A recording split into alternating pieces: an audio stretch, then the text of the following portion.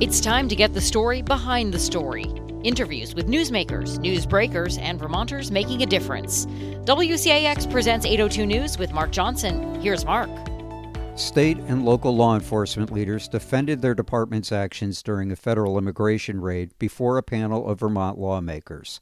The legislative hearing came the week after a federal immigration raid that turned violent when ICE agents attempted to enter a home in South Burlington. Vermont police said they had no advance warning, were highly critical of ICE's tactics, and told lawmakers their primary goal was to protect the public and the federal agents attempting to serve a court-approved warrant. Activists say Vermont police went too far helping the ICE agents, which state and local officials dispute. 3 people ICE agents detained after entering the home have since been released by the courts. Their initial target was not inside when federal agents broke through. In this edition of 802 News, sponsored by Red Hen Baking Company, you'll hear statements from South Burlington Police Chief William Breaux, Burlington Chief Sean Burke, Vermont Public Safety Commissioner Jen Morrison, and Colonel Matthew Birmingham, the head of the Vermont State Police. After that, members of the Senate and House Judiciary Committees raise questions. The podcast concludes with a condemnation by Will Lambeck, the head of the advocacy group Migrant Justice, and in WCAX's Calvin Cutler's report on this story, an immigration attorney is critical as well. Senator Nadir Hashim, who led the hearing, said a second forum is planned where the public and protesters will testify. No date has been set. Remarks from the hearing were edited for clarity and brevity. We begin with Chief Breaux. Last Wednesday was a very challenging day for the city of South Burlington and for law enforcement throughout Vermont. Last Wednesday's incident began as a result of action taken by the Enforcement and Removal Operations, or ERO, Division of the U.S. Immigration and Customs Enforcement, or ICE. Neither the South Burlington Police Department nor any other state or local law enforcement agency had prior knowledge of this action. It wasn't until an automated 911 call was placed from an involved motor vehicle that we learned of a crash. That crash occurred on Dorset Street in South Burlington, directly across from the entrance to both the South Burlington High School and South Burlington Middle School. The facts that became clear over the next several hours were very unsettling. ICE ERO attempted an enforcement action that resulted in a vehicle chase by federal officers. During the chase, they attempted to use their vehicles to box in the subject they were pursuing.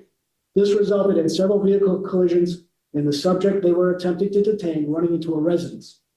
As events unfolded, I learned that ICE had initially been seeking an individual on an administrative warrant. As a result of the morning events, they were now requesting a criminal warrant from the United States Attorney's Office for the individual, as well as a federal search warrant for the residence, which ICE agents had surrounded. I was informed by the on-site ICE ERO supervisor that additional agents from New York and New Hampshire were on their way to South Burlington. I was told that once the warrants were approved by the court, ICE would serve them using any means necessary.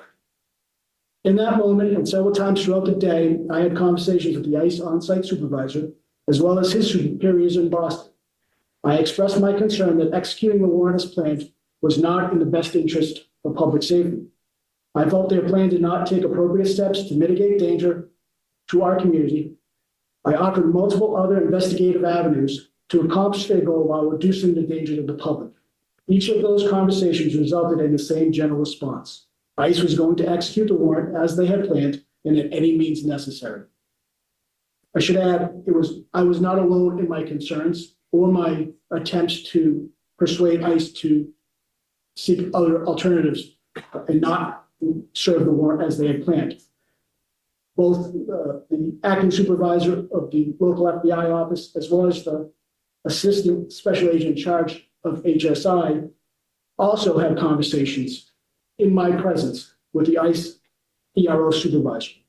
Given the impending enforcement action, as well as a large crowd gathering in the area of the residence, I was left with 2 choices. The first was to remove all local police from the incident. I feared this would result in a heightened level of force by the 20 to 25 out-of-state ICE agents against growing crowds. That force, although likely legally justified, could be avoided. ICE SWAT deploying flashbangs, tear gas, and pepper balls later in the day validated this fear. My second option was to increase the local police response in an attempt to keep the peace. This would possibly limit the need for force by agents, work to ensure agent safety from protesters, and work to ensure people have the ability to peacefully exercise their rights to protest. Placing the safety of the community as my primary concern, I chose to increase local police response. As the potential for violence was significant, our rule became very clear: to help prevent conflict between federal agents and protesters. An incident of this magnitude and potential of violence is simply beyond the ability of any one police agency. I was left with no option but to seek assistance from the Vermont State Police, the Burlington Police Department, as well as other local police agencies. I am incredibly grateful for the assistance of the Vermont State Police and the Burlington Police Department. There's no doubt that their assistance prevented significant serious bodily injury and even death. As federal agents executed the warrant, local police officers and troopers moved into the area in an attempt to keep the peace and ensure the safety of all present. This includes members of the crowd and federal law enforcement, which was not an easy task. In order to create separation between the protesters and federal agents, it became necessary for officers and troopers to use physical force to move non-compliant individuals. Although a complete review of the events in its entirety and reviews of every use of force incident are underway, I'm confident this time that the force used by troopers and officers was in response to actions of those present. As much as we needed to ensure that we highlight all misconduct by law enforcement, it is imperative that we acknowledge there were some in the crowd whose actions were far beyond peaceful protest or even civil disobedience. There were people in the crowd that assaulted officers, threw objects at officers, fired pyrotechnics at officers, damaged and attacked occupied law enforcement vehicles, and obstructed agents from leaving the scene. We cannot accept violence perpetrated against law enforcement to go without acknowledgement. I believe that as leaders, we have an obligation to ensure that our officers follow policy, procedure, and the law, and that we also have an obligation to publicly condemn the violent actions of some of those present. Remaining silent on this point or characterizing the entire event as a peaceful protest or protection would be irresponsible and an acknowledgement that violence against the police was justified. As the execution of the search warrant concluded, all law enforcement personnel began clearing the area. One ICE vehicle, however, occupied by a single agent, became surrounded by rioters. Despite my demands that federal agents abandon the vehicle and retrieve it later, and even as a plan was being put in motion for troopers to safely remove the agent from the area, ICE, without providing any notification, sent their tactical team, which had already left the area, back to recover the vehicle. Again, this was a unilateral decision ICE made that was not communicated to us. During that process, federal agents deployed flashbang devices and chemical agents to disperse the crowd. When the last ICE vehicle was cleared from the scene, rioters turned their aggression towards troopers. The actions of both ICE and violent protesters placed our police officers and troopers in an incredibly challenging position. However, state and local law enforcement executed their public safety mission with incredible restraint and professionalism. As a police leader, I am committed to reviewing the actions of law enforcement and believe now more than ever we must uphold the high standard that Vermonters deserve of their police. I'm committed to ensuring that we find ways to learn and improve from this incident, and that as communities, we can work to peacefully express our differences. The events of March 11 have greatly impacted our department, our community, eroded trust in public safety, and left many feeling unsafe. I am here today to help restore that trust in public safety and the trust in local and state police. We remain unequivocally steadfast in our commitment to protecting all Vermonters. My name is Sean Burke, and I currently serve as the interim chief of police in the city of Burlington. I've spent 32 years serving as a Vermont police officer, the last 10 of which have been in executive roles with the Burlington and South Burlington Police Department. My colleague, Chief Bro, has provided a detailed overview of the events which unfolded on March 11, 2026 on Dorset Street in the city of South Burlington. Prior to this incident, our agencies had been communicating, along with the Vermont State Police, with one another about our ability to manage a surge ICE operation, knowing that it was more of a question of when and not if ICE would begin to focus on Vermont. In Burlington, Mayor Emma Mulvaney-Stanek was equally concerned. We have been hearing about fear running through our refugee and migrant community for months. Kids not attending schools, nonprofits and volunteers delivering groceries, missed medical appointments, and the list goes on. Regardless of their immigration status, these communities are scared. On March 11th, 2026, the Burlington Police Department became involved in the Dorset Street operation when the South Burlington Police Department requested mutual aid. The City of South Burlington team showed strong leadership in developing a plan focused on public safety and constitutional policing. If this plan had not been developed and operationalized, I feel strongly that the outcomes would have been much worse. As the afternoon progressed, I was struck by two critical fail points, both avoidable but out of the control of Vermont law enforcement. First, the incident was predicated on a botched enforcement plan launched by ICE to apprehend a subject wanted on what started as a civil violation. The failed car stop, vehicle collisions, and attempts made to apprehend the subject in such close proximity of a school campus were reckless and not in the interest of public safety. Further, had the ICE agents actually ever positively identified the subject they sought and allegedly pursued to the Dorset Street address, there's an exception to the search warrant rule that they could have used to efficiently enter the house and apprehend this subject. Instead, the agents opted to create a high-profile and dangerously close perimeter, which eventually drew the attention of the public and activist community.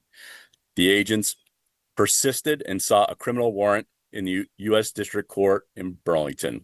The FBI joined and launched a criminal investigation into the purported assault on the agents, rooted in the initial failed attempt to stop the subject. The ICE agents refused to stand down, to leverage other investigative means, or consider options that could have de-escalated the situation, as suggested by Chief Bro. Second, as the crowd grew on Dorset Street, the peaceful activists were joined by agitators, a Trojan horse of sorts, leading way to an escalation instigated by the crowd. The agitators ignored the announcement of a judicial warrant, ignored their responsibility to obey the law, and ignored the lawful orders of the police on scene. The escalation of the crowd led to violence, and officers were assaulted and hindered throughout the judicially approved operation. This behavior was not activism, it was criminal and cannot be tolerated. Collectively, we need to name both of these areas of failure for what they are and reckon with the fact that we cannot control either group without greater accountability. Greater accountability from the federal government on their agency, and greater accountability from the criminal legal system to address the violent agitators who cloak themselves as activists. The Burlington Police Department is currently reviewing our role in this incident to include the force employed by officers. Our officers showed tremendous restraint and professionalism overall, and I know that their actions on March 11th helped in keeping people safe. The Burlington Police Department works very hard to be a self-assessing and self-correcting agency. We have a strong legacy of relationship-based policing, progressive response models, and de-escalation at all levels of response. Our review will take time, and then we'll go through additional levels of transparency as prescribed in department directive related to use of force complaints from the public. There are always lessons learned from a thorough review of an incident, issues related to policy, training, equipment, and employee performance. These steps are critically important to help restore the trust the public holds in Vermont law enforcement. This incident has eroded the public's confidence in their police. In closing, this is a moment for leaders to come together and demonstrate unity to Vermonters. This is not a time for polarization. Vermonters deserve strong leadership at every level. Collaborative leadership can help heal the harm caused by this incident, identify opportunities for growth as we work toward ensuring public safety for all. Good morning. My name is Jennifer Morrison. I'm the Commissioner of Public Safety. And the Vermont State Police is one of the divisions within the department that I oversee. I've been in leadership roles at DPS since 2020 and have been the commissioner for about 4 years. Prior to that, I spent over 28 years in municipal policing. 23 of those, plus 23 and a half of those, were at Burlington Police Department, where I gained significant experience in crowd control and protest management. I also served for 5 years as the chief of police in Colchester. While I'm speaking to you today as the Commissioner of Public Safety, please don't forget that I'm also a longtime Vermonter, a person deeply invested in the health and prosperity of this state, its people, and its visitors. I care greatly about creating and maintaining safe communities. I want to start by answering the question that I've heard come up. How do we hold troopers accountable? In my role as commissioner, I am responsible for imposing discipline for trooper misconduct. This process is called internal affairs and is governed by statute. This process is robust, thorough, and has been in place for more than 40 years. The internal affairs process includes a dedicated investigator, a lieutenant, who investigates misconduct allegations and reports directly to me outside of the chain of command. This investigator is receiving any citizen complaints regarding the incident on March 11th and reviewing them. She will also be tasked with independently reviewing this incident to determine if any policy violations or misconduct have occurred. Under our statutes, the State Police Advisory Commission also advises me on misconduct allegations and discipline. This group is composed of appointed members of the community from across Vermont who will be a valuable resource as we review the events of March 11th. At the end of any internal affairs investigation, governed by our policies and statutes, I determine whether to pursue discipline against individual troopers based on the facts of each case. Any internal affairs investigation that may occur related to this incident will take time, but will be thorough and will be based on the facts. The fact pattern of what occurred on March 11th is aided by the hours of body-worn camera footage that was recorded that day. That footage is being reviewed even as we speak. Today, the Colonel and I will discuss our understanding of some facts of this event based only on our preliminary review. There is much more work that we are doing to evaluate the facts of this event. That work will include, as I said, a review of all the body-worn camera footage. I have not made any final judgments about this event, nor have I prejudged whether any trooper has violated any policy. I will follow our in-depth evaluation of the facts of this event wherever they lead in the normal course of our internal affairs process. There has been a lot of discussion about the applicability of the fair and impartial policing policy to this incident. I was personally involved in the development of the statewide fair and impartial policing policy more than 16 years ago. I was a lieutenant at the Burlington Police at the time, and we had had a fair and impartial policing policy for many years. I recall sitting in the offices of Migrant Justice on North Winooski Avenue, working on what became the first statewide policy. This policy was created to prevent police officers from inquiring about people's immigration status during routine law enforcement encounters, such as vehicle stops, collection of victim and witness statements, and investigation of crimes. The development of the FIP policy never contemplated prohibiting police officers from exercising their public caretaking function or maintaining a safe environment for all at mass gatherings or protests. Like other state and local law enforcement agencies in Vermont, the Vermont State Police does not enforce federal immigration law. However, the Vermont State Police does have a public safety responsibility to respond to protests and other events when the situation may escalate and result in violence.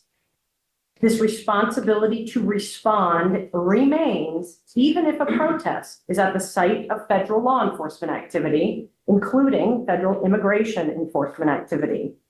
The Vermont State Police responded to the scene on March 11th in response to a call for assistance by the South Burlington Police Department. The South Burlington Police was seeking assistance to maintain public safety at a protest.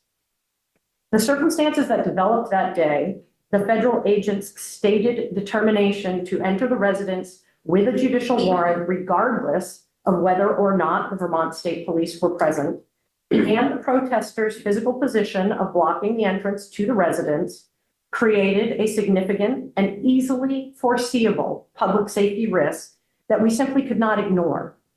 Federal agents were going to get to the door and execute the warrant with or without our presence. We chose to ensure separation between protesters and federal agents to protect everyone's safety. This public safety risk was the basis of the actions taken by the Vermont State Police on March 11th. The Vermont State Police were not there to facilitate or assist with the enforcement of any immigration activities. I'm going to now turn my remarks to the use of masks and personal protective equipment. The Department of Public Safety recognizes the critical issue of identification of law enforcement. The use of respirators and other face coverings are an important part of this topic. The Vermont State Police Critical Action Team members responded to the scene on March 11th with respirators and other face coverings.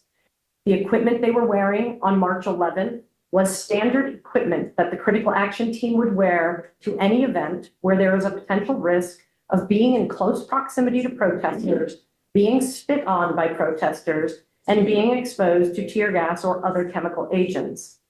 The purpose of their face coverings was to protect them from biological and chemical exposure. A preliminary review indicates that Critical Action Team members were in fact spit on and exposed to tear gas or other chemical agents on March 11th. The purpose of their face coverings was not to conceal any trooper's identity. Regarding identification, the colonel will address the need for us to better distinguish between federal officers and state and local officers in the design and coloring of our uniform and patches. I'm going to take a minute to talk about our pre-planning before this event. In January of this year, we began working with our local law enforcement partners in anticipation of protest events proliferating. Our initial coordination was with Chittenden County police agencies as they had seen the most protest activity. As part of this preparation, we established a common operating picture that balanced the right to protest and protection of First Amendment rights with public safety. Based on events in other parts of the country, we recognize a need to keep protesters apart from federal agents whenever feasible. All of our planning focused on protecting the public while balancing competing interests to minimize the likelihood of serious injury or death to anyone. On January 30th, we also convened a meeting with federal law enforcement partners based here in Vermont and some from out of state, specifically to address our public safety concerns regarding their potential enforcement activities. The Colonel, Lieutenant Colonel, and I met with representatives from Border Patrol, Homeland Security Investigations, and ICE, in Immigration and Customs Enforcement, including 2 reps from the Emergency Removal Operations Division of ICE. We discussed the events in Minneapolis and emphasized that we and the governor do not want to see any type of event in Vermont that, like those that took place in other parts of the country. We ensured that everyone had contact information for the other, and we left that meeting believing that we would have clear communication channels going forward.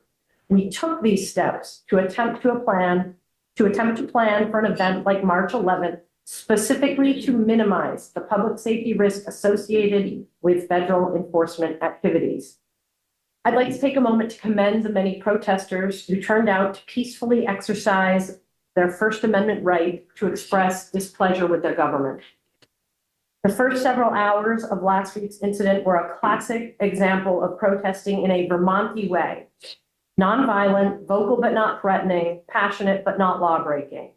I have been involved in many similar protests, and inevitably they end up with the police and the protesters talking to each other, cooperating to keep everyone safe, and an eventual dispersal after the protest is over. As the day went on, last Wednesday, the behavior of some protesters became more aggressive and some crossed the line into law-breaking. This could be seen in the attire being worn, the shift from singing and chanting to shouting, obstructing vehicular traffic and damaging vehicles, and objects being thrown at law enforcement personnel. I've been involved in a couple of protests like this, and it's a miserable place to be. Becoming the target of rage of protesters who are presumably fellow Vermonters for doing your job is really difficult. I mention this because it is not a fulsome discussion if we only focus on the actions of law enforcement. The behavior of protesters, particularly the small cross-section that could be labeled as rioters or agitators, should not be left out of the discussion as we examine the events of March 11. Protests will persist. That has always been part of Vermont's history. It would be helpful if the leadership of future protests help us set an expectation of safety for all. While I reserve judgment on any allegations that will be reviewed by the internal affairs process, I do recognize and want to publicly call out that our troopers and local police handled an incredibly difficult assignment with restraint and professionalism. Our job, mine and the colonel's, would be really quite easy if there was one policy interest to consider in a situation like this. But there are multiple interests that the colonel and I have to balance. The safety of the public and protection of First Amendment rights, the safety of our troopers and local police partners, as well as federal agents on the scene, the risk of violence from protesters, the risk of aggressive tactics by federal officers, and the obligation to uphold the rule of law.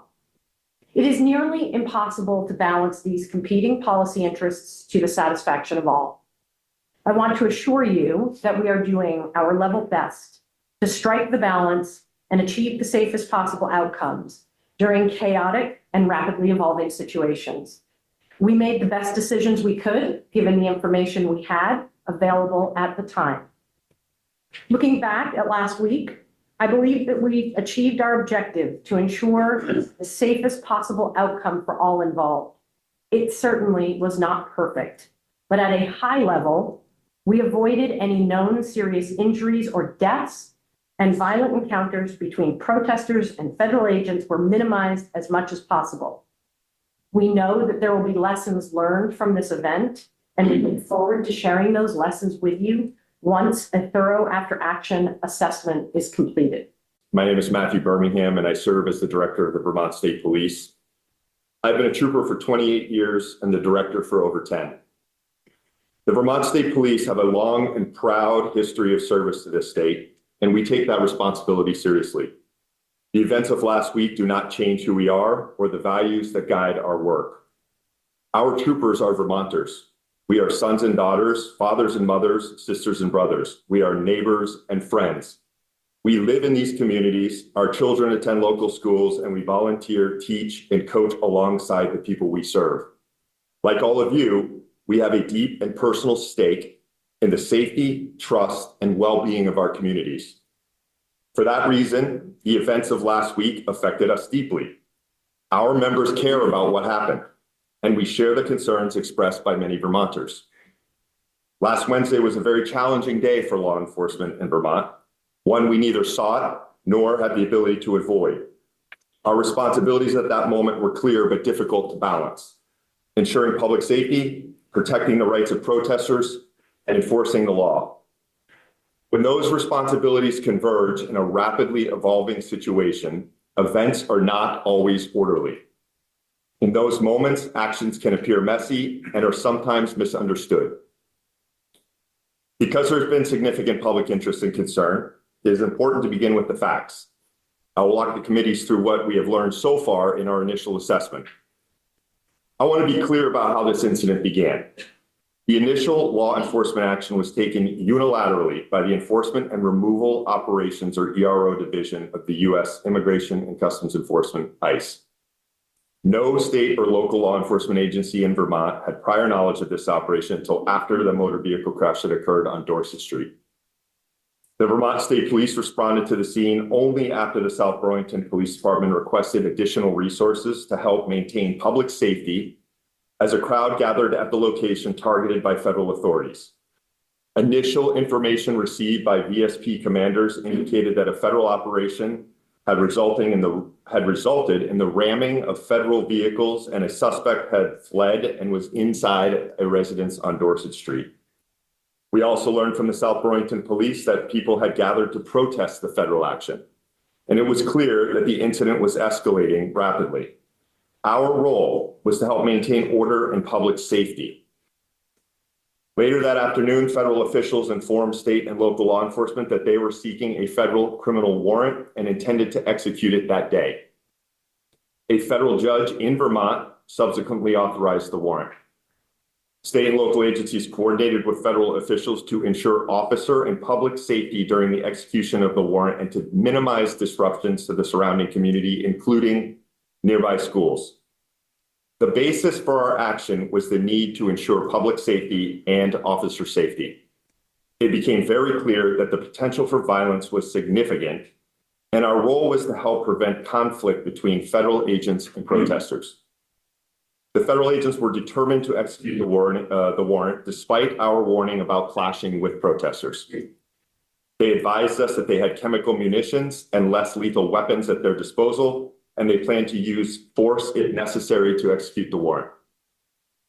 Throughout the day, the crowd grew and shifted in demeanor, as you heard. Our commanders noted that they had been peaceful most of the day, but as time passed, individuals within the crowd began to become more confrontational with law enforcement.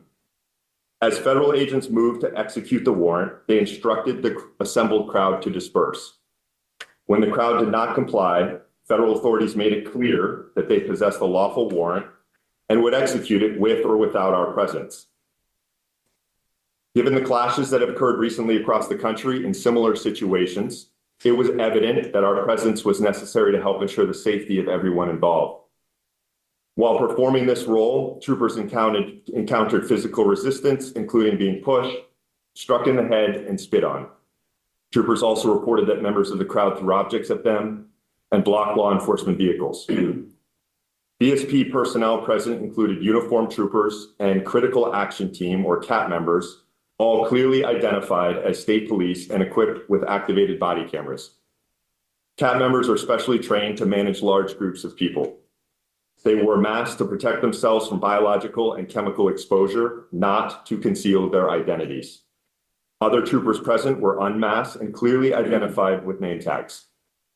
According to our initial review, troopers' use of force was focused on physically moving non-compliant individuals when necessary to create separation between the protesters and federal agents. Protesters were located at and near the entrance to the residence where federal agents planned to execute their judicial warrant. Separating protesters from federal agents therefore brought troopers right up to the entrance of the residence. However, troopers did not assist with the execution of the warrant. They did not break down the door, search the residence in any way, or take anyone into custody from inside the residence. 3 individuals were cited by the state police on disorderly conduct charges in connection with the incident. As the operation concluded, law enforcement left the area.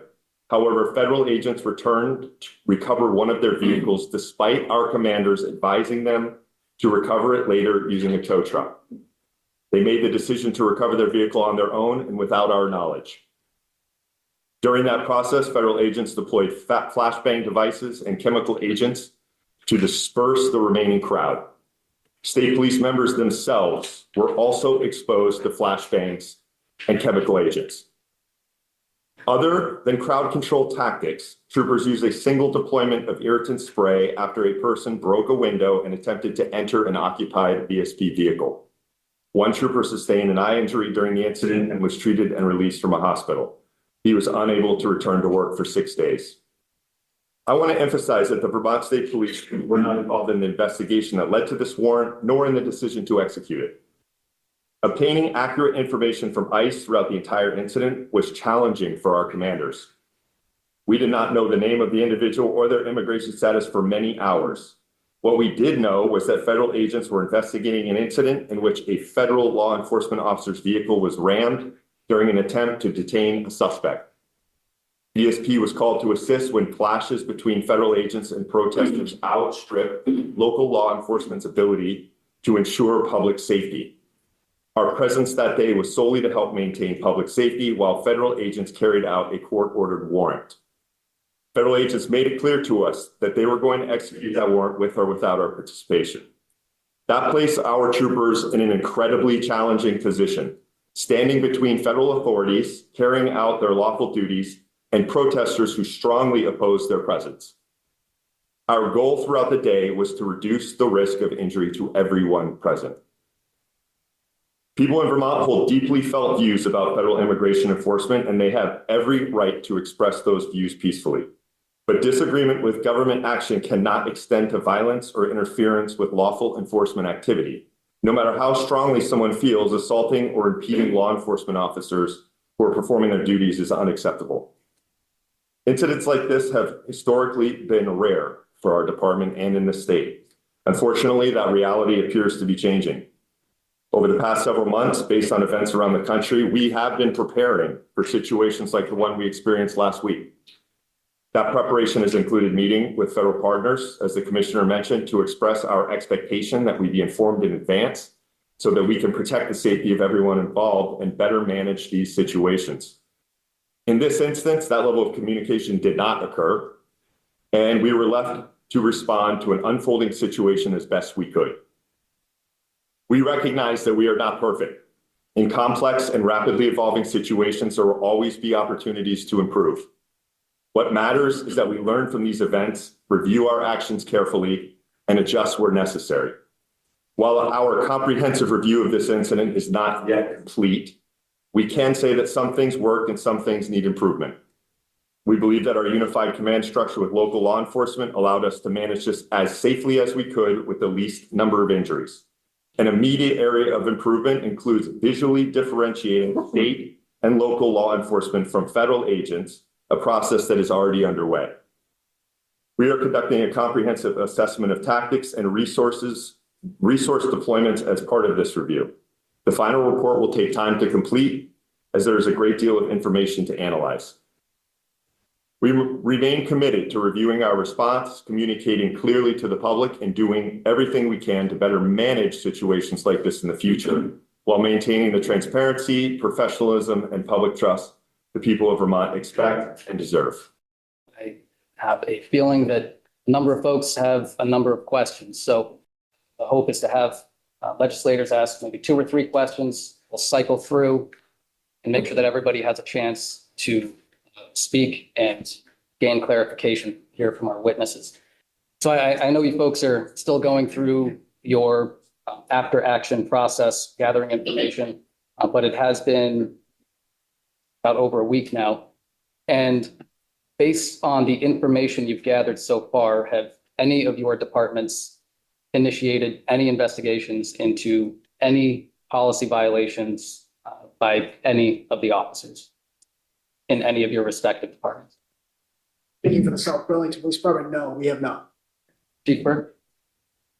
The Burlington Police Department has use of force policy violation. Just, is that one violation?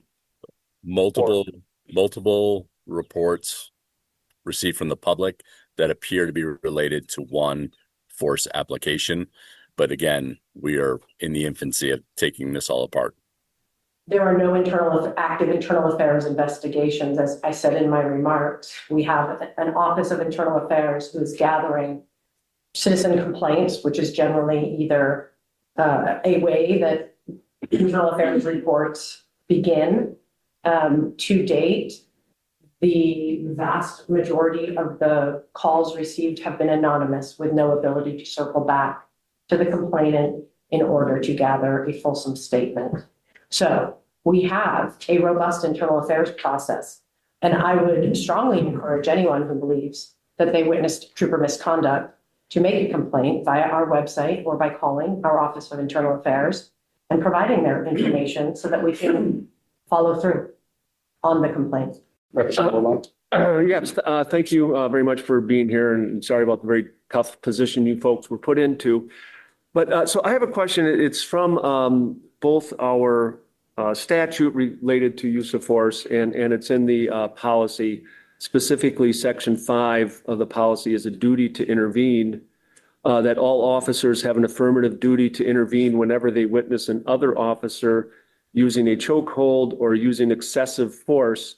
When it's an other officer, would that include a federal officer as well?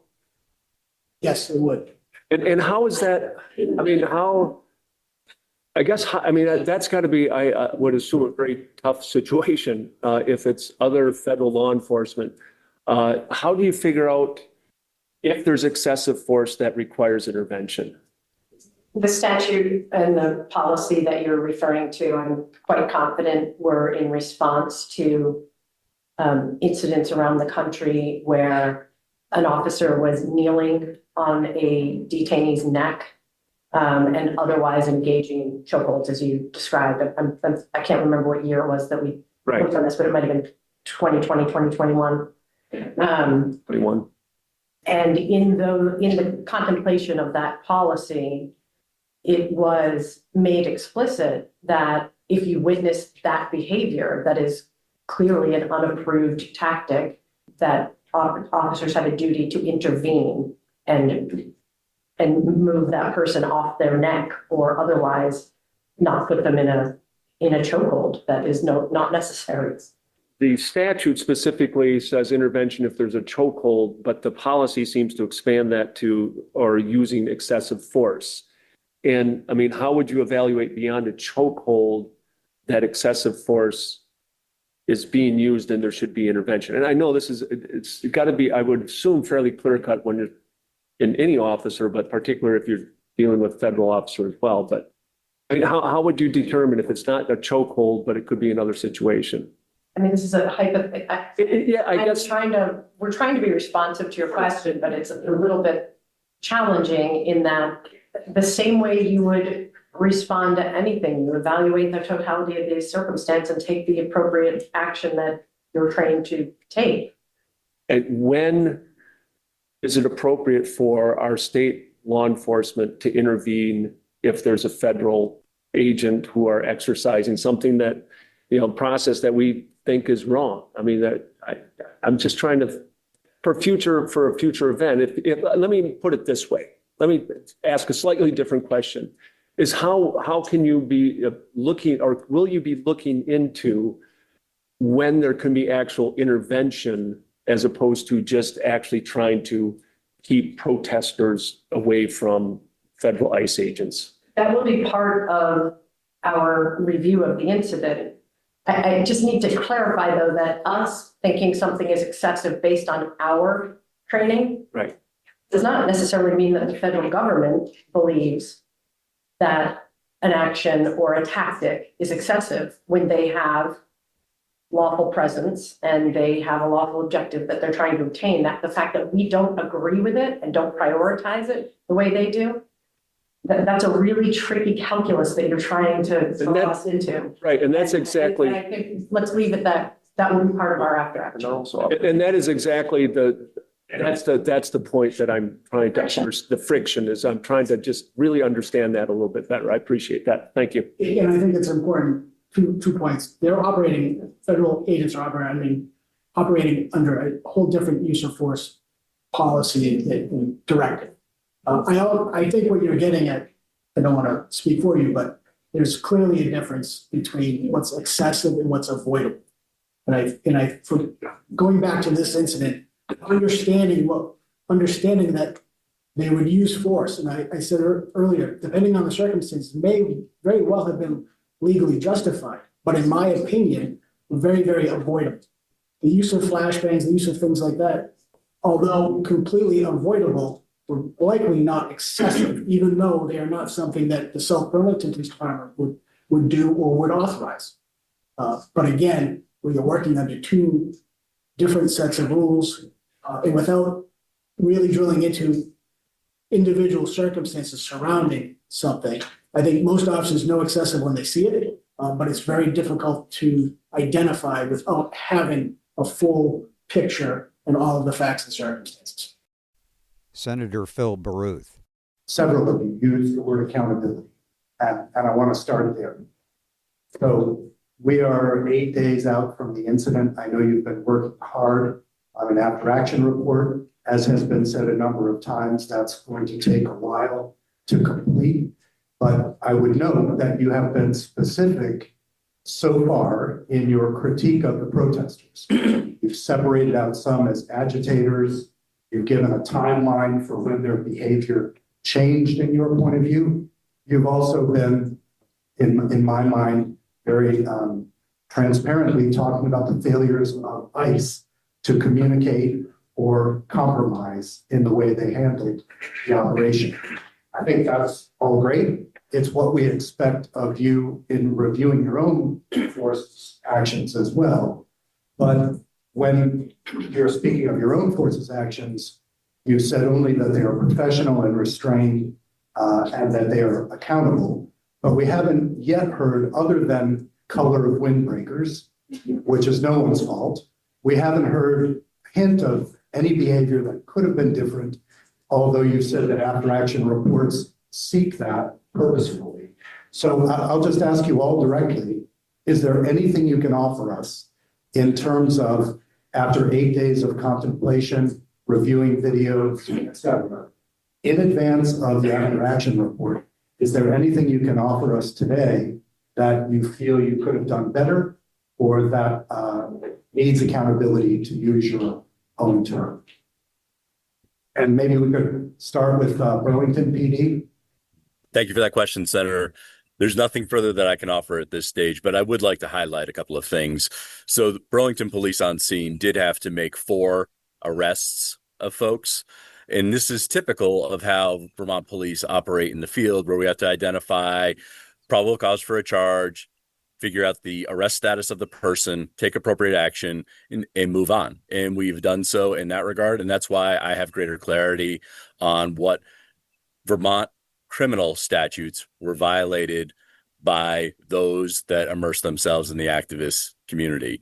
The internal process always takes time. We have similar frustrations when the Attorney General has to review lethal force applications. Those take extraordinarily long time, have extraordinarily long timetables, and that is equally frustrating for us. But I promise you that the city of Burlington, our police department, will work through our investigative process. We have additional steps, layers for transparency that will involve the mayor's office and the police commission, and we will identify any missteps of policy committed by any of our employees that were on scene in South Burlington and take the appropriate action necessary. Maybe South Burlington.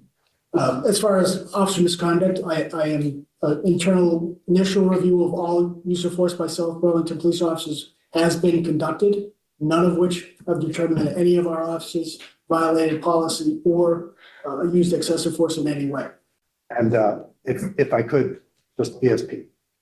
Senator, thanks for the question. It's too premature to draw any conclusions until this review is done. We're going through many hours of video. We have 2 processes really for the state police. We have what the commissioner referred to as our internal affairs process, which includes all misconduct. And then we have the after action review, which includes things such as tactics and how we deploy resources and how they're utilized.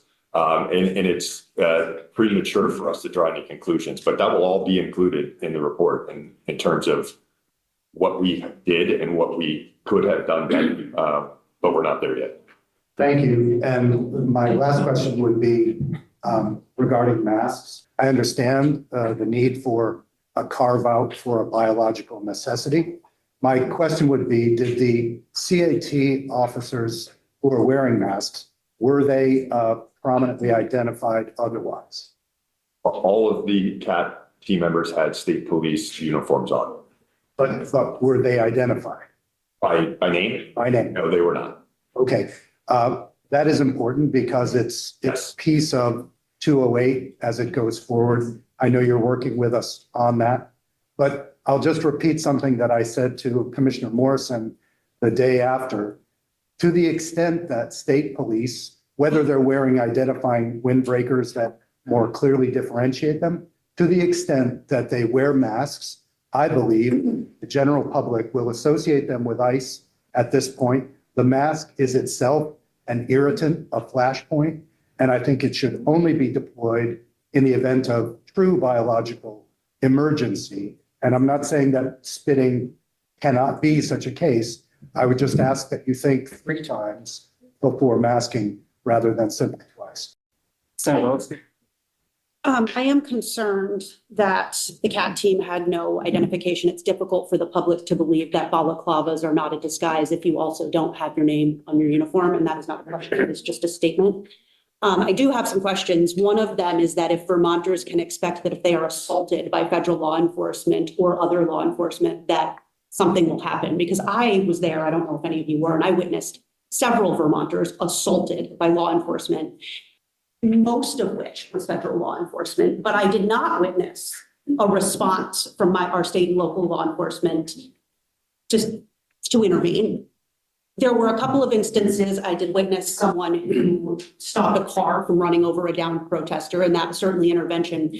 But I would expect my state and local law enforcement would arrest people if they're assaulting Vermonters. So I guess my question is can Vermonters expect that that will happen in future instances? That's the impossible situation that we're in, Senator, is trying to balance the federal action against citizens. They had the legal authority to execute the warrant. They operate under a different use of force standard. And they don't answer to, they have their own internal processes for review. They have their own internal complaint processes. The United States Attorney is an avenue that can investigate them. The FBI is an avenue that can investigate. So I would suggest that if there were complaints of that nature, that people who have those allegations contact the U.S. Attorney's Office and the FBI and their Office of Inspector General and file those complaints. On the ground, these are judgment calls made by law enforcement officers, whether something, and we've covered this, is excessive or illegal. And it gets very blurry and very complicated when you're pitting two different law enforcement groups against each other. Okay, so Vermonters should not expect that law enforcement may be arrested for assaulting people. At this time, that's what you should expect. I'm wondering at what time the teams learned that the individual named in the warrant was not in the home. We learned that after Huntington brought out 3 individuals and loaded them in vehicles. It was in the process of trying to leave the area. And in your view, was it facilitating an unlawful arrest to aid them in taking 3 people out of the home that were not named in the warrant and helping them detain them? In my view, no, it was not. We had, the agents went inside, the agents developed their reasons for detaining people. Like any police officer developed whatever probable cause they developed to do so. And they were their detainees. They were not our detainees, they were their detainees. And it was assumed that they had every legal justification to detain. But if they were not named in the warrant, they would have been civil detentions. And our fair and impartial policing policy quite clearly says that our state and local police should not help facilitate civil detentions. It also says that we don't have to do anything to stop them from making civil detentions.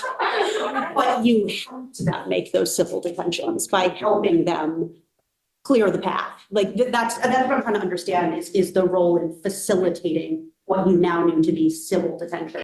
Senator, if I may, this is a bit of a criminal law question. And so the entry into the home and the subsequent search was predicated on a criminal warrant issued by the federal court. And it's akin to when we go into a residence with a search warrant for a stolen gun, but yet there's a pound of cocaine on the table. We take the actions needed. So the actions of Vermont law enforcement in South Burlington aided in the execution of a criminal warrant. Once the agents were in there, they still have their lawful authority to do what they need to do, and no obligation whatsoever to say, we don't have our person in here, but we do have 3 other people that we're going to take out. So it wasn't until, like Chief Bro said, hours later that we had learned that they didn't get the target of their investigation. But 3 is different than 1, and there was only 1 person named in the criminal warrant. So it would have been pretty clear that civil arrests were happening, that Vermont law enforcement then facilitated to continue by aiding them in getting in the car and holding the door open to put them in the car. I don't agree with that because we don't know what information that they are privy to. And we've cited countless examples of the lack of communication. In fact, I will call it for what it is. They do not care to inform us about what authority they're switching between. And when we think about how the fair and impartial policing policy was engineered, it wasn't for any situation that even remotely comes close to this. It's more related to when Vermont law enforcement could have potentially, stopped a person for a traffic violation, and we were not going to inquire as to their immigration status. These are worlds apart. And in my assessment, really, this is not a violation whatsoever of the fair and impartial policing policy. There was conversation earlier about aggressive behavior from protesters. There was also conversation about aggressive tactics from federal agents. And I'm wondering if you can describe further if the escalation that happened later in the evening, because as far as I understand, throughout almost the entirety of the day, it was a peaceful gathering. Did this become more chaotic in response to the increased amount of law enforcement or the increased tactics from law enforcement? I would say it happened a few times during the day that anytime any federal agents changed, a number of federal agents changed. At one point earlier today, around noontime, 2 additional federal agents arrived, and there was a flare up in the crowd. Federal agents had to deploy pepper spray, and that's because of that first round of violence or potential violence between protesters and agents. That was the reason I decided to close down the street in front of the residents. So I would say the crowd demeanor definitely became more agitated and violent once anytime there was an influx of agents. Now, of course, that happened right before the warrant was served. And understanding that and predicting that, we made a command level decision to have troopers and police officers specifically there when that was about to happen. Because had we not been there, I am certain that, as they told me numerous times during the day, they would have served that warrant with any means necessary, which would have included a much more heightened level of force. Again, the same force we saw when they were simply trying to recover a vehicle later in the evening. We would have seen that at the time the warrant was attempted to be served. I am certain that the presence of local police and troopers stopped unnecessary and avoidable violence from happening. Representative Bill, and then Senator Norris. I think this debrief is really important for us as a state to reflect on what happened and how can we learn from this, understanding that this is our new landscape where it's likely to happen again.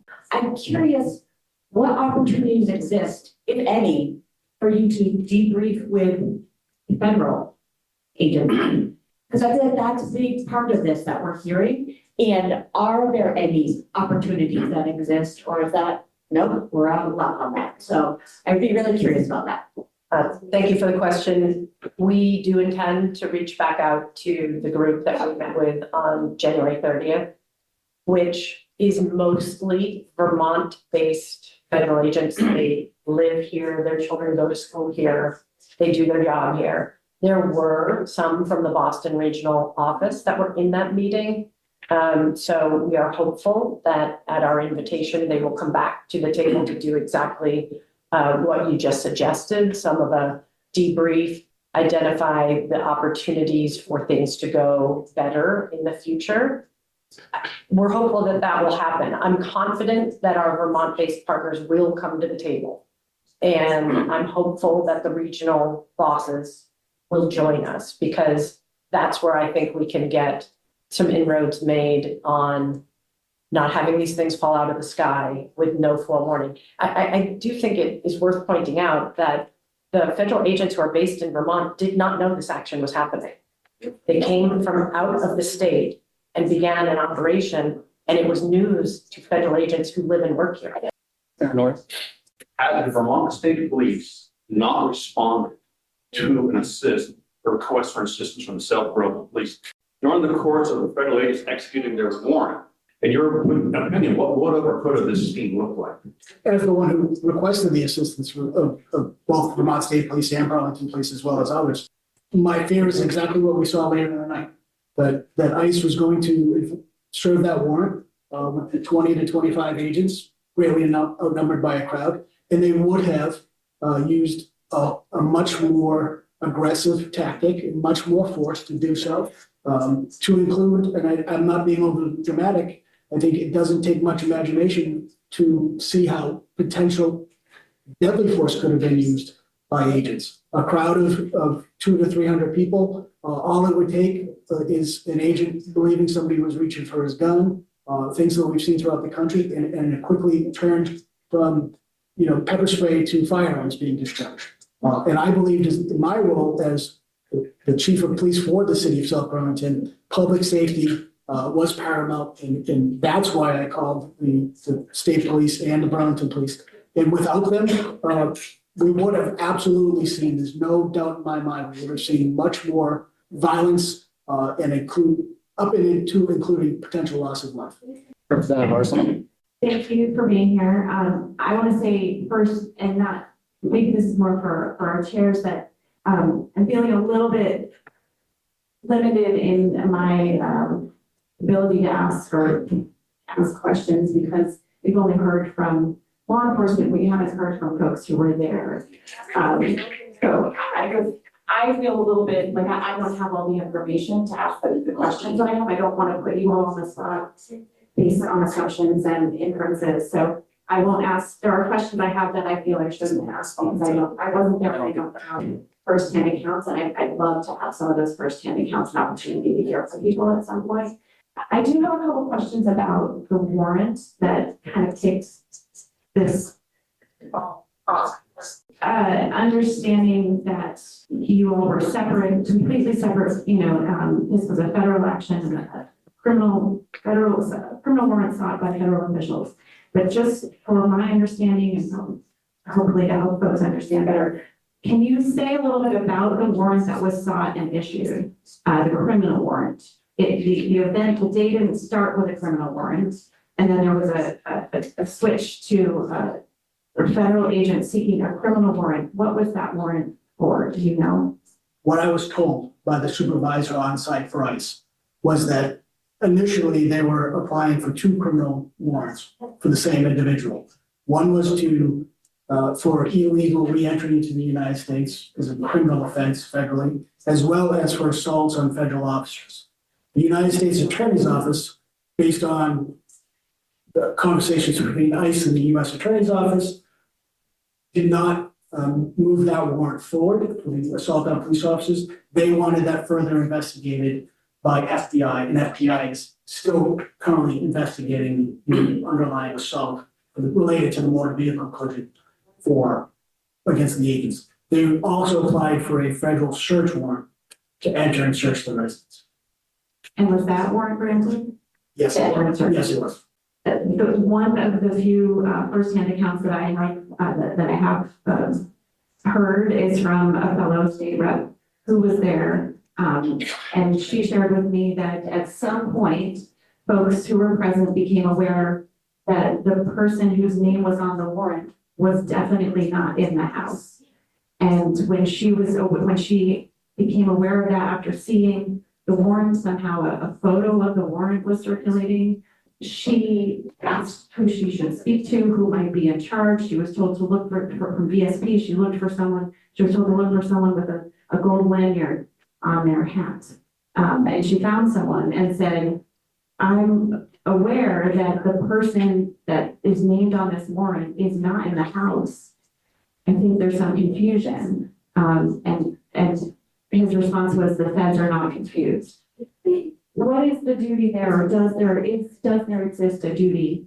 I understand everything you're saying about the federal agents not being particularly responsive to your input, and that's of course a separate problem that we need to address in any way we can as a country. But what is the duty to intervene when you are aware they are maybe working with incorrect information? I think it's important to understand the process that has to happen to obtain a search warrant or arrest warrant. A probable cause affidavit has to be written and then reviewed by the United States Attorney's Office, and then ultimately reviewed and either approved or denied by a United States District Court judge. So there was probable cause based on that review that the individual was in the residence. I think it would be naive of us to assume that if just because a member of the crowd told law enforcement that the person isn't in there, that they wouldn't then, they would just assume and take that as a fact. They have an obligation, they have probable cause to believe the person is in the home, or they have an obligation to serve that warrant to confirm that or dispel that. And we as local law enforcement Sure, we want to ensure that any member of law enforcement, whether it's federal or state or local, that we are all working on all of the information, have correct information. But it doesn't, just because somebody in the crowd said, I believe the person's not in there, or I know the person's not in there, unless that person that they wanted produces themselves somewhere else, I think it's impossible. I don't see the result changing. They're still going to enter the home to search and confirm for themselves.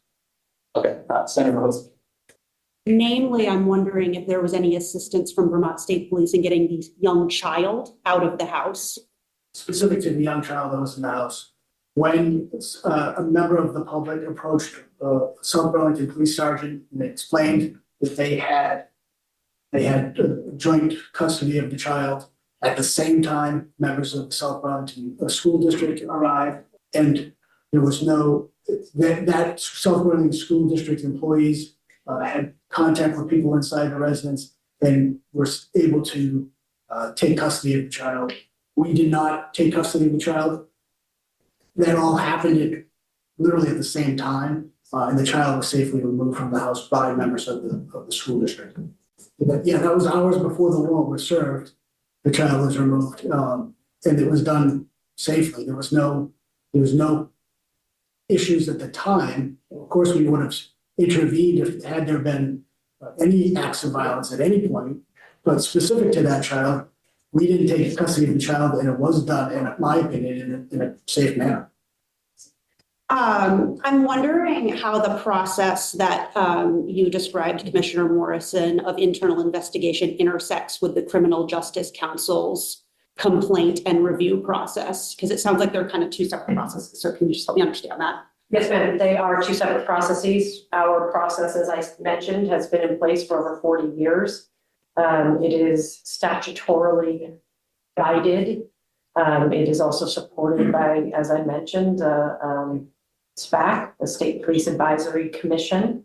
When we make findings in an internal affairs investigation, if we make a finding of misconduct, and we have them categorized in different category A, B, C, we immediately report those findings to the Criminal Justice Council, and they have a subcommittee of the council that reviews findings of misconduct or policy violations. And they decide if they are going to take that up as a matter that should come before their subcommittee or the council. And the council has the ability to take action on their own related to that, to a misconduct. Okay, thank you. Yeah, I apologize because I'm going to actually ask a question that would better be directed to the council, but they're not here and you seem to have a fairly adept understanding of how it works. Members of the public can also make complaints to the council, correct? Yes, I believe that to be true. Okay. It historically has been true. Okay, and does that process intersect at all? I'm trying to understand how the communication and how the processes sort of intersect. And you may not know. Go ahead, Sean.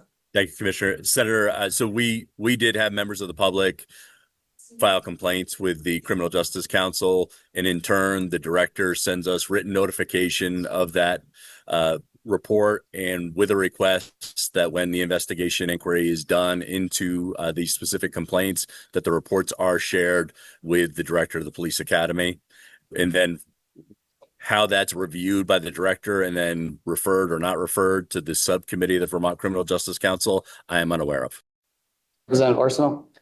One more that I neglected to ask before. I think Commissioner Morrison, you mentioned the preparation work that's been done for anticipating protests, and I think you might. I'm not sure. Were you talking specifically about preparation that's been done in light of recent events, or more generally for keeping the public safe in a case of protests? I can ask about my comments today were specific to the preparation we have made since the situation and events in Minneapolis occurred. And we wanted to ensure that we had proper communication. We had hoped to have proper communication with federal officials. And at that time, we also had ongoing conversations, which do happen in the normal course of policing every year or so. We talk about our crowd control techniques and the teams train up, and Vermont's home to many protests. So this isn't completely foreign territory, but the specific remarks I made were about what we perceived could happen in Vermont in the wake of events in New York. Okay, thank you for that clarification. And I'm wondering if, I think that framing is really important, how we frame situation, I think framing is important. And I'm wondering if in those conversations, in those preparations, how or if you're able to take into account the high likelihood of violent interactions between protesters and federal agents, and what your planning is for, you talked about keeping separation, I think was the word, right, between protesters and federal agents. I wonder if you can say a little bit more about separation, and it was getting to the question earlier about intervention. I just would love to have a little more clarity on the plan, because we know what we know and how unfortunate it is that we're having to make such preparations. But when we think about keeping Vermonters safe from federal law enforcement, what does that look like? And law enforcement safe from protesters who choose to resort to Yes. violence. So Yes. it's a both and. Absolutely, but I'm bringing up framing. Sure. So if the assumption is that protesters are going to be assaulting officers, and I understand you have to plan for multiple eventualities, but I'm specifically wondering about the, again, very unfortunate, and I can't even believe I have to say it, a likelihood that federal agents will be aggressive toward Vermonters. What is the plan for keeping Vermonters safe from those federal agents as best you can? We executed the plan. The plan was to keep them separated, and that has been the plan all along. But there's a great Norman Schwarzkopf quote about, you can have the best laid plan until somebody climbs out of the orchestra pit and chases you around with a bayonet, right? I think that generally speaking, the plan to separate protesters from the agents who were on a mission, clearly, was executed. And that was the plan all along, was to provide for separation so that everybody could do their job. Protesters could do their job, agents could do their job. I can't speak about the events on March 11th, but I can speak from experience of being one of the people who is in a job where you have to separate or move people. And these are very coordinated, choreographed moves to move crowds of people by a small number of police officers. And it does get messy at times. There's no way around it. It is a messy business, crowd control. I've been there. I've supervised it. So we executed the plan, which was to keep them separate. And if there's more to the question, please help me.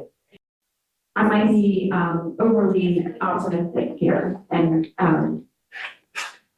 even idealistic, but I'm imagining how things might go.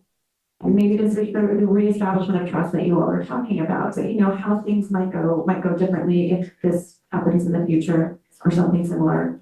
If the protesters and the folks who are there exercising their First Amendment rights feel confident that our local law enforcement's first objective is to keep them safe. And that may be already the case. That I am not challenging that, but I maybe am looking for an opportunity or trying to create an opportunity for you to share that if that is the first objective. Because I think as you're American citizens, you know as well as any of us how scary it is to feel like under attack by your federal government and these law enforcement agents of the federal government who seem to have no care for the American people and the harm they're causing. And it's scary.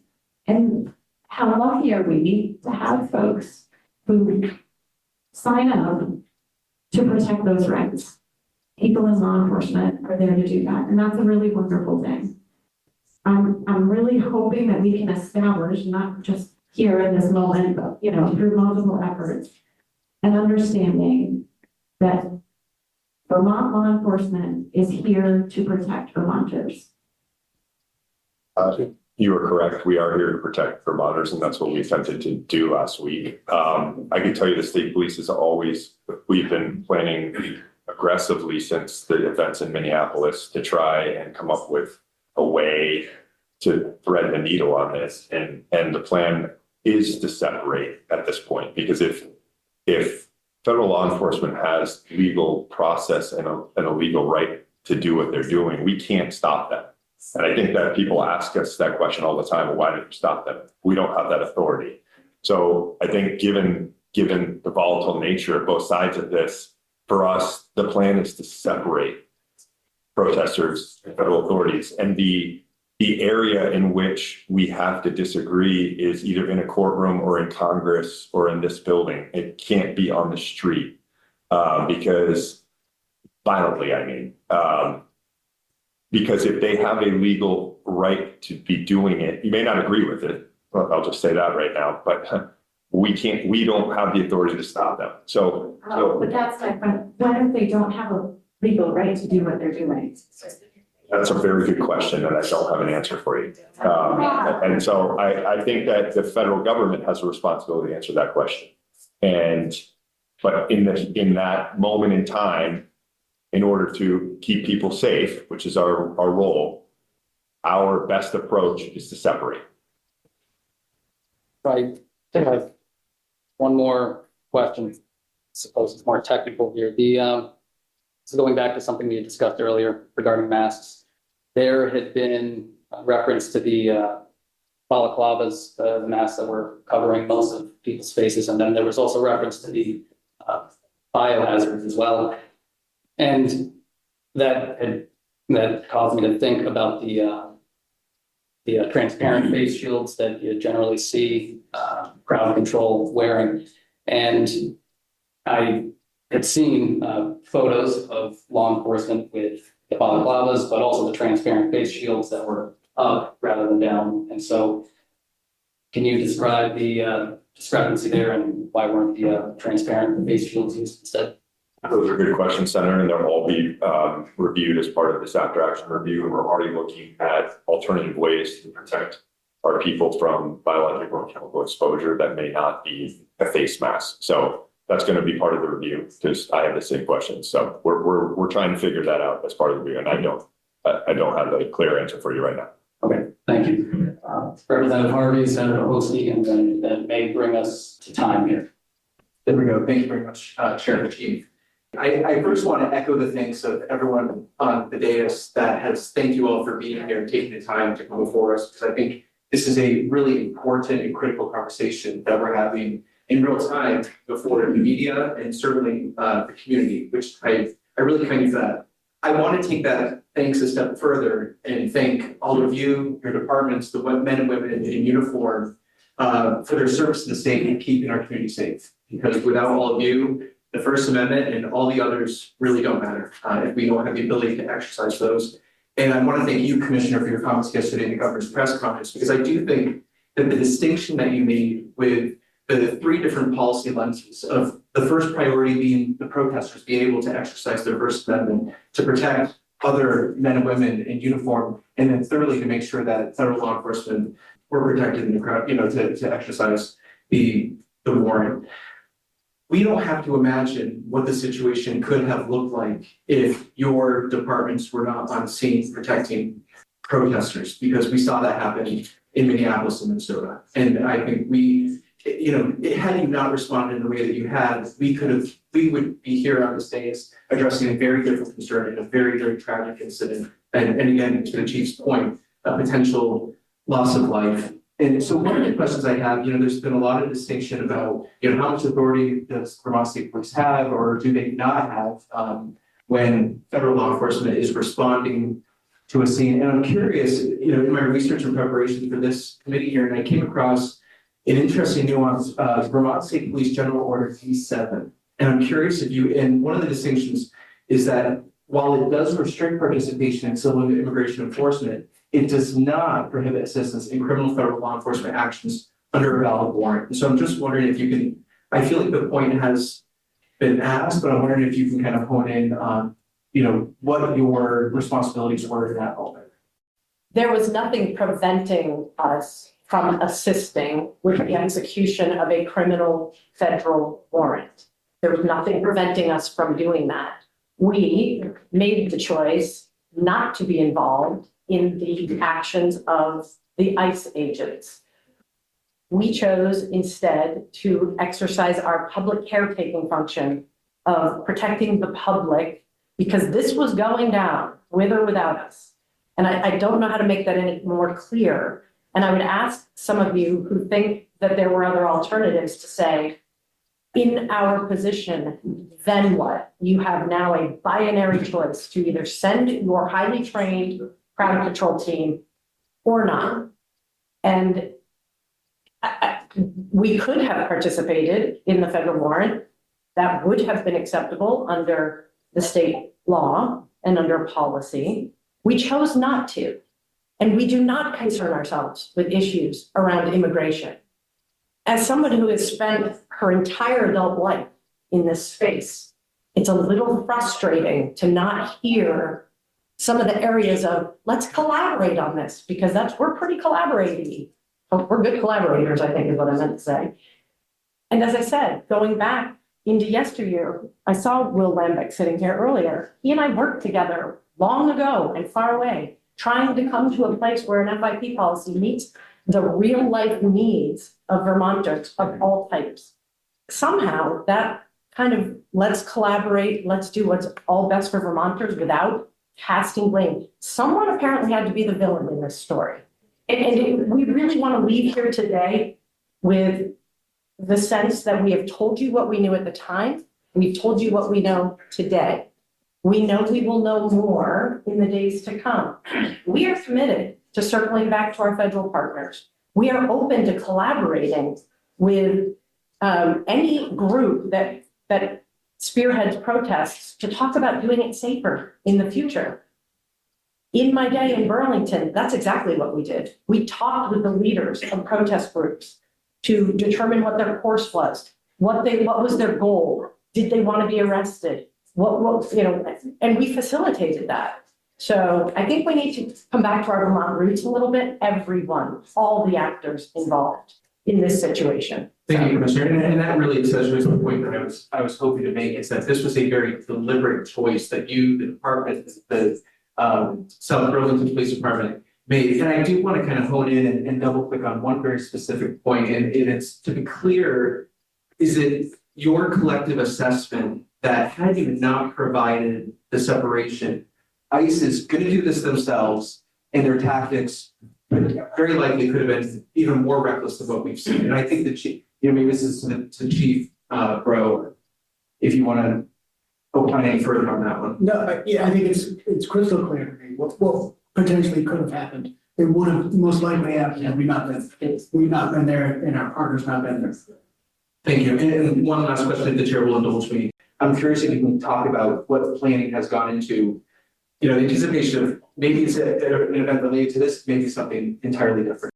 Yeah, I mean, so like I said, we've been since Minneapolis, we've really taken a hard look at our critical action team has rarely, if ever, been deployed for actual engagement with protesters, which is a good thing. I'm proud of that for the state. So we're learning rapidly. We're on a exponential learning curve right now to try and understand what we're going to do the next time. Our primary objective as it was here is to keep everybody safe. I mean, but it's not that easy, as we've explained to you today. We will be making adjustments every day to try and improve our response to ensure that we do it responsibly and safely within the law. And a lot of that will come out in the after action review and things that we've already done.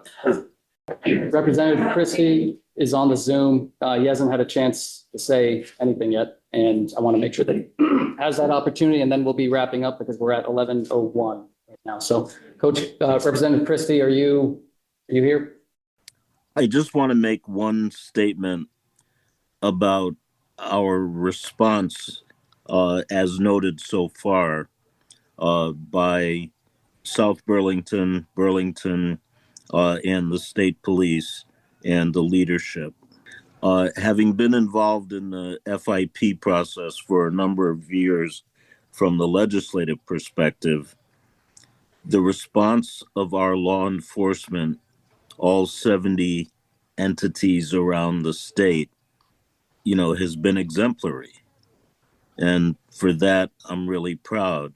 And I heard a statement that gives me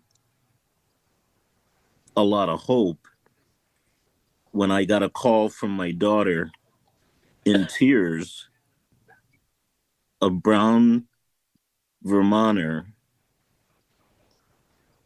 asking her dad to get a copy of her birth certificate out of fear. And to hear the commissioner, the colonel, and our two chiefs clearly state that their primary role and mission is to protect all of our Vermonters gives me a lot of hope, in this process. So I just wanted to share that and share my gratitude to them for their continued service, in this very difficult time. And you notice the emphasis on difficult. So I just wanted to say thank you. Thank you, Representative Christie. Good closing comments. After the hearing, activists, including Will Lembeck of Migrant Justice, addressed what they'd heard. The hearing that happened downstairs today was a disgrace. There is no way that you can see the video and photo documentation and come to any conclusion other than the fact that local law enforcement facilitated the detention of immigrant Vermonters. There's also differing views on who was responsible for escalating the violence, including pushing, spitting, pepper spraying, and flashbangs. Protesters say state troopers escalated the situation when they broke a human chain to allow ICE to enter the home. When they aggressively and violently threw people off of the stairs into the bushes and onto the ground. But police say things escalated when a protester broke the window of a car driven by an ICE officer and that they had no choice but to intervene. In our position, then what? You have now a binary choice to either send your highly trained crowd control team or not. Now, this incident remains under investigation by multiple police agencies, and while lawmakers heard from several law enforcement agencies today, they say that in the coming weeks they'll be having another public hearing where they'll hear from protesters and others at the protest last week. Reporting live at the State House, Galvin Cutler, Channel 3 News. That wraps it up for this edition of 802 News, brought to you by Red Hen Baking Company. Thanks for listening.